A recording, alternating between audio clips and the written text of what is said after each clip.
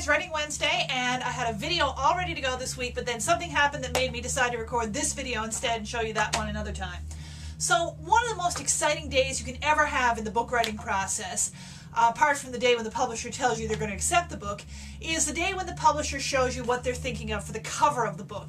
And I've been through this process many times. Sometimes I've had book covers that I absolutely loved. Some I've had ones I wasn't so crazy about or wasn't so sure about. One of the things I have really liked about the process of publishing with Breakwater Books is that they are great with covers. Not only is their designer, Rhonda Malloy, just fantastic at coming up with really attractive covers, but the process is quite collaborative. I get, invited to share any ideas I have and to okay the cover, and they always come up with something I love. I really, really like that. I mean, let's face it, we do judge books by their covers. A good cover is going to make a book leap off the shelf for a reader who doesn't already know anything about it, and that's really, really important. My first book with Breakwater, By the Rivers of Brooklyn, my sense was I'd like the Brooklyn Bridge to be on the cover somewhere. And the first cover they came with, I actually didn't like the look of. It had a great shot of the bridge, but it looked like a non-fiction book about Brooklyn or about the Brooklyn Bridge. And then they came back with this photo, and I loved it. And I love everything, the look, the typeface.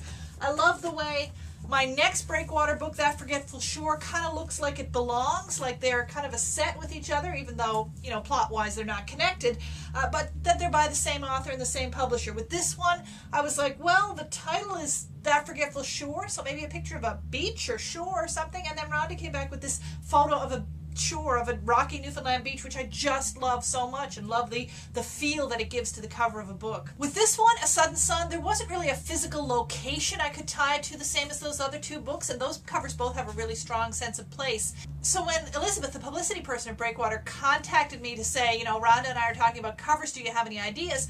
I just threw out a whole bunch of images of, things that popped into my head with the book, and at the end of the email I said, look, this is why I don't design covers. None of those would work as a cover, much less all of them together. I'm in your hands. So it was really exciting when just today I got an email with an attachment that said, here's what we're thinking of for the cover, hope you like it. Honestly, I downloaded the attachment and then I just left it there for a few minutes because I was scared to look at it. It's a scary moment, but I love what they came up with.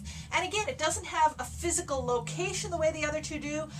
It has part of a woman's face. Sometimes I don't like book covers with partial faces on them, but sometimes I love them, and I love this one. It tells you just enough to know that it's a very intimate, personal story, that it's historical, the photo looks vintage. I love the typeface and just the whole layout of the cover. I'll give you a closer look at it at the end of the video, but I just want to say, if my book is going to be judged by its cover, then I am really excited that this is going to be the cover that it's going to be judged by. By the way, quick update on last week's book review video. Mike, who shared my video on Facebook, is the winner of one of the books I reviewed last week.